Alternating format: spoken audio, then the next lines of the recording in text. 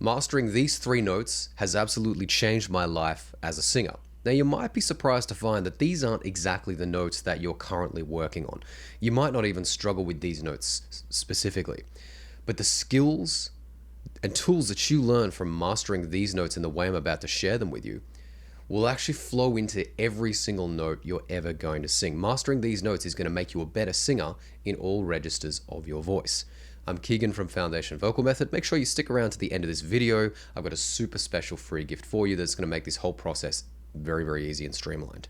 Now, first note we're going to talk about is an E4 in the dead center of the voice.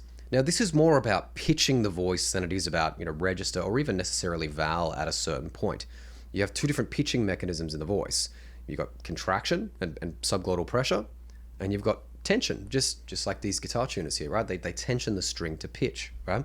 And that's exactly what your CT muscle does. So you need to learn to bring this in early and really get that balance in the center in a way that people can't really hear what you're doing, but in a way that's very functional to facilitate your higher notes, right? For me, the D4, slightly below this, this was really a killer for me for such a long time. Just trying to do that D there on any vowel, any exercise, right?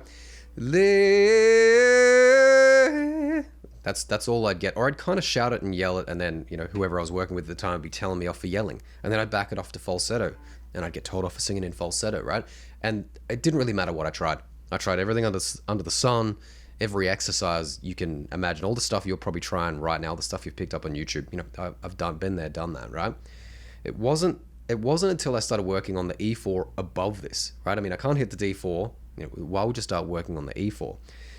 It wasn't until I got a really great piece of advice from a buddy of mine, Oscar, who actually sung in a punk band, of all things, right? I wanted to sing 70s rock and 90s rock and, Chris Cornell and Glenn Hughes and Paul Rodgers and Scott Weiland and all these amazing kind of classic rock singers, right? And he's there in a punk band, singing G4s and A4s like it's nothing as an untrained singer. It was just, for me, it's always been fascinating to look at people that are natural singers and the way that they sing and how they sing, and then actually have the conversation with them. How are you doing that? Like, they quite often don't know. Give me a really interesting piece of advice about overshooting the note you're going to sing, right? If you want to sing this note, instead of going up to it, just, you're going to sing something in falsetto, something really, really friggin' high, and then just sing this note instead. Like, set your body up for the high stuff. At the time, it made no sense. It's like, number one, you're singing punk stuff. What are you talking about falsetto for? Number two, aren't you going to be really pitchy when you do that? And I've come to realize that he's actually talking about pitching the sound, right? The problem with that D4 is that I was really using pressure, right? Hey, right? I'm trying to use the belly to push this. I mean, that's the advice you get, right? Use your belly, this kind of thing, right? It wasn't until I worked on the E4 here, right?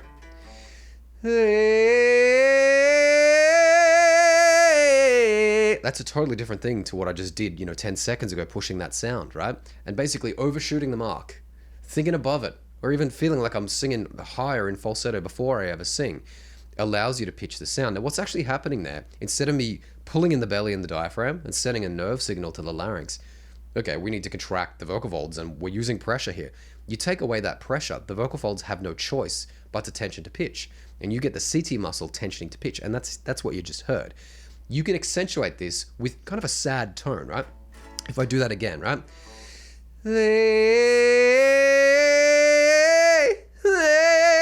Hear that cry? I'm accentuating that there for you. Obviously, I'm overdoing it there. But that cry, really, really, your voice, your body, your brain cannot mistake that instruction when the diaphragm's down, sending that nerve signal, and you're using that tone to get that tension in the vocal folds.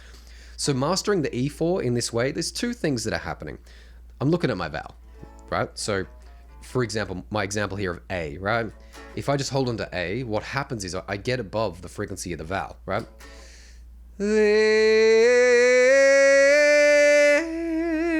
Or I try and keep that disparity between, or that connection between the vowel and the pitch, and I push it, and your vocal folds thicken to try and give you two sounds which don't really work together.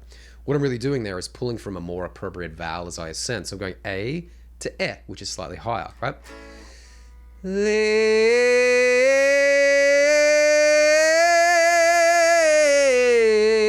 Right? You don't really hear the difference, especially in a song, but mastering your vowels in this way, it really starts at that, the D4, the E4 type range. And second to that, I've got that cry in the sound, and I'm getting that tension to pitch, right? Now, you might not think I think when I start talking about vowels, people often check out. They're like, this is too advanced. I don't want to do algebra. I just want to sing a Stone Temple Pilots song or something, right? I want to sing a Doors song. I don't need to know this, but it's actually, I've come to realize it's a fundamental of how your voice functions. This connection between pitch and the frequency of the sound. It's not just a vowel. It's exactly the same thing with, say we're doing a hum on an M sound, right? If I want to do that D4 there, right? If I'm just going, the way that I speak like an M, same thing happens with the vowel, because the frequency of that M and the frequency of the pitch, basically I get above the frequency of the sound, right? So if I learn what happens with changing my vowel there and I let it happen with the hum,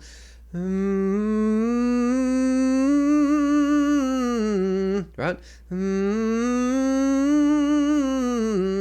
That sound at the top is very slightly different to the bottom. You just hear it as a hum. However, I'm really changing that structural frequency, and that's what you'll learn from that E4 range, where you have that shift in the pitching mechanism and where you have that shift in your vowel. Now, the E4 in particular is a really interesting one because it's rarely a dominant note within a vocal phrase. There's obviously exceptions to the rule there. You can probably name 10 songs where it is. In most of the stuff that I've always wanted to sing, you're always dropping down on the E. Like even an Eagle song, right? So, on a dark desert highway, cool wind in my ear. I'm always landing back on that E, and I'm never singing it in the way that we practice it. The more you master that note, the more you fix all of these songs that don't necessarily feature an E4. I mean, Metallica's the same. Basically, every Metallica song's in E, right? Up to about 1995, right? You gotta do the same thing. Come crawling faster, obey your master. Right? Obey your master. This isn't the note that you're necessarily struggling with and isn't the focus. You don't even care about this note.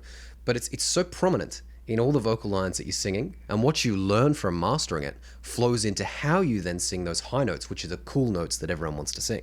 The next note we're going to focus on is a G4, right? Now, again, this is one of those notes that, it's too high for a lot of people to just push, but if you can sing this, you're probably going to sing higher, right? Things are going to be around about the A4, the B flat 4 if you're singing an Alice in Chains song or something like that, B4 if it's Creedence, C5 if it's something like Journey, D5 if it's Soundgarden, right? The G4 is just, it's too hard to push, but it's not impressive enough if you're a singer that can sing high notes, right? So I've found that the G4 for me in particular has been a massive game changer as someone that doesn't have a naturally high voice, and that's totally okay. It doesn't mean anything. As someone that didn't naturally have that range, learning the G4, even though I wanted to sing A4s and B4s and C5s and D5s, and they were just, I have to sing them an octave down. What I learned at the G4 was really a game changer for me with the high rock singing, right? So our G4, right? Yeah! This note here, right?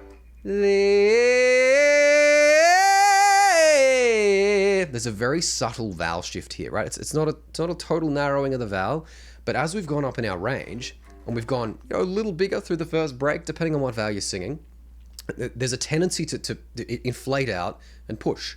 The bigger your spaces are in the body and in the vocal tract, the more low frequencies you have, because low frequencies are slow, right? They go really slowly.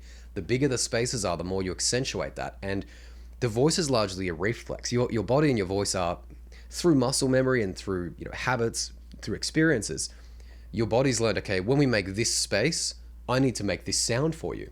So you can run into trouble here around about the F sharp, the G sharp, maybe the A if your voice is a little higher. But for me, G4 here, you got to be really careful to not keep spreading the vowel as you ascend, right? So around about that, kind of before the D for me, but around about the D, I'm getting a little wider in the vowel like we just spoke about, bringing in my cry around about the E4, getting that tension in the pitch. But we've got to make sure we don't just keep spreading out, right? If we go like this and we go,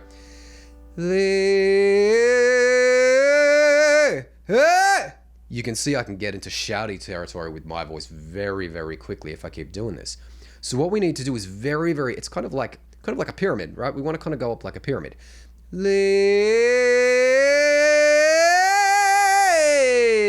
It's not a full narrowing of the sound, but you can probably hear it in there. It's almost a very subtle I.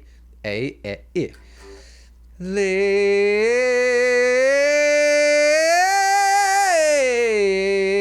Right?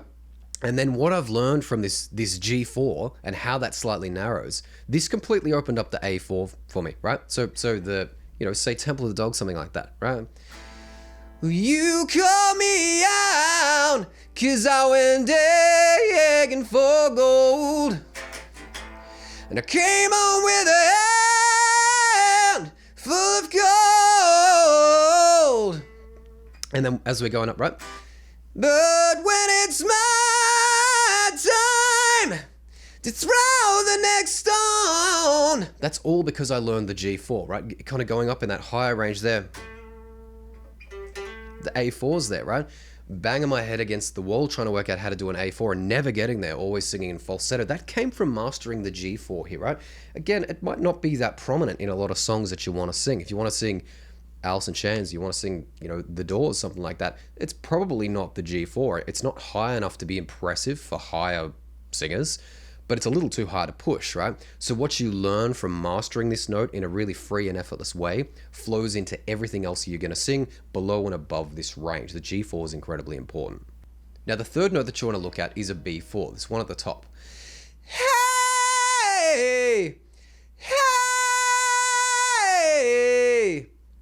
Now, the B4's kind of a fascinating note because it's a kind of honorary break in a lot of singers' voices. The B flat, the B4, the C5, maybe D5 if you've got a little bit of a higher voice. Somewhere around this range. For me, it's the B4. It's not really about registration, though. It's not really a registration break between chest and head voice. It's actually about vocal fold closure. So you have a cycle of arytenoids. There's different muscles that function in different ways to provide vocal fold closure. And they work in different ways in different registers and when you're singing different things and when you're singing in different ways, right? So there's an element of trust and letting go in this range. Now, guys in particular, we associate the TA muscles that give us chest voice, the thyroarytenoid, the fibers inside the vocal folds, we associate this with vocal fold closure because chest voice by nature is a form of vocal fold closure. It brings the vocal folds together when you contract the vocal folds. So when you're outside of a range where you're singing in chest voice, right, when you're extending your range, when you're finding that mid to higher range, right, there's a temptation to really push into that feeling, which actually contracts the vocal folds and makes them short and fat. If you want to sing high notes, you have to tension your vocal folds, right? So we lose this ability to get vocal fold closure, and a lot of people think this is, or define this as falsetto. Well, there's really a separate set of arytenoids that we're using and cycling through depending on where you sing. And to master the B4, you actually have to master vocal fold closure, right? So this note really used to get me because it's really past that point where I can push. So I can't push beyond that range, right? So it's quite often too high to push, but it's not really high enough to be impressive, right? There's a phenomenon that occurs when people work out how to sing high, or if people just have high voices and they sing high. If someone can sing high, they make a point of it. So the B4 is not really that impressive, right? I mean, it's a semitone above, most of the high Alice in Chains notes. It's not really going to make any difference whether you do the B4 or the B flat 4 in a song, right? Just do whatever's easier, right? So most people don't focus on this note in particular. However, it's about vocal fold closure. So instead of pushing up, instead, while we're practicing, what happens is you get falsetto. You get, and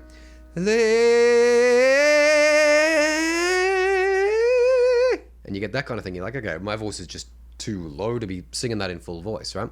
What I've done is I've backed off with the TA muscles that we just talked about. And what you need to do is actually lean into that closure without bringing them back in, right?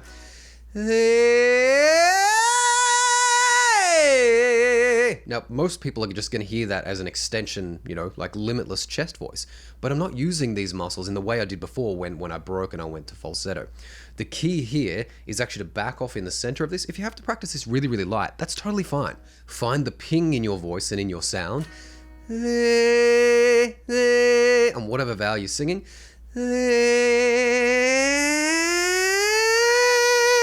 Work on that first. Get that ping happening. And then that ping is actually the tether that connects all your registers. Then you need to work out your vowels and get the body in the sound, right? So again, I'm going through my vowels. I'm going, in this example, A, which is neutral, E, which is a little bit wider, not too crazy, kind of like an umbrella. And I'm then pulling in a little bit narrow, right?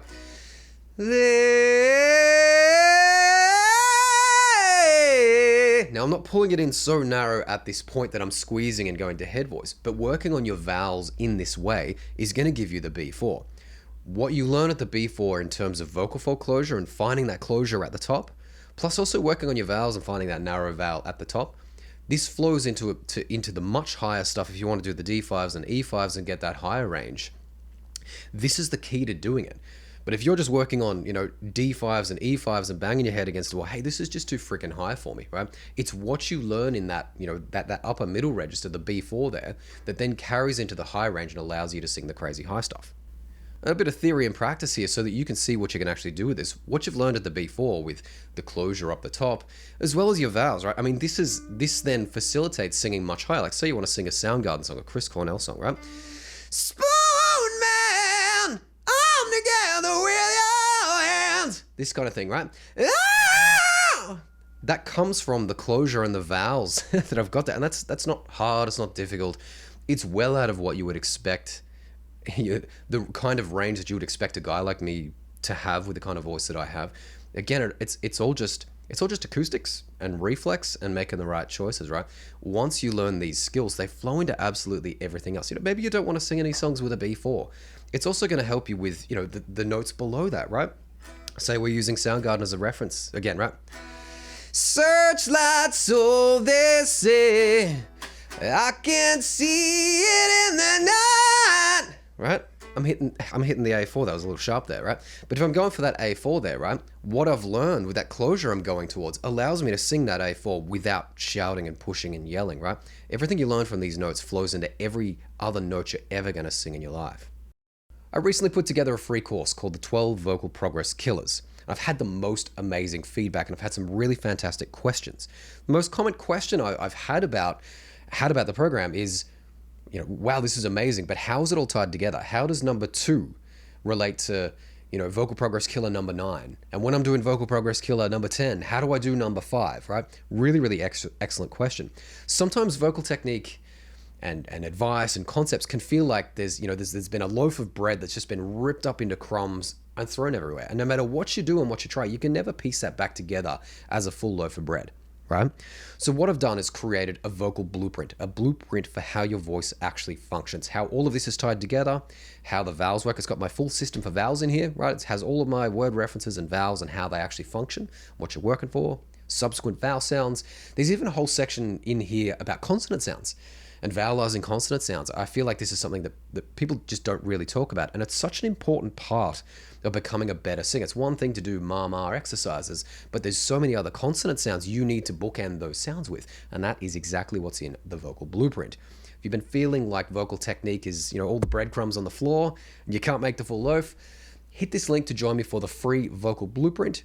You'll get it downloaded to your inbox and you'll get a free training email from me as well that'll show you how this actually functions.